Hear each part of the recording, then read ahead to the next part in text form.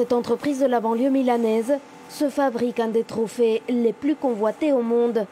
La coupe qui sera remise aux gagnants du mondial de football au Qatar. Un travail méticuleux, de longue haleine. C'est difficile car regardez, la coupe est surmontée d'un globe terrestre. On doit reproduire la géographie avec les détails voulus par le sculpteur. Le sculpteur qui l'a créé en 1970 travaillait ici. Le trophée est entièrement fait à la main par des ouvriers spécialisés. Comme Pietro, il a manipulé toutes les coupes du monde depuis celle du mondial de France 98.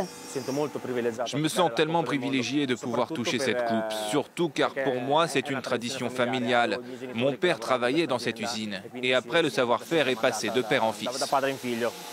Le processus de fabrication est ancien, complètement artisanal et implique le travail d'une dizaine de personnes. Il faut passer par la fusion des métaux, puis le cisaillement, le traitement chimique, la taille de la pierre et le fignolage des contours.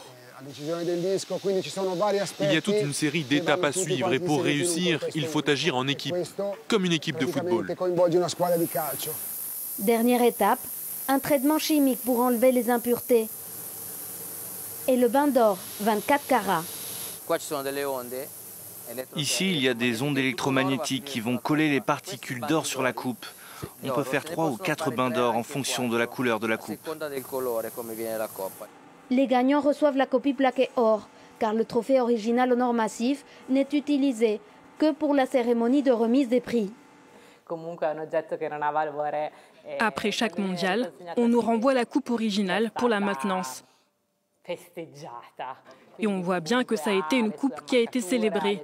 Elle a des marques, des taches et des petites égratignures par-ci, par-là.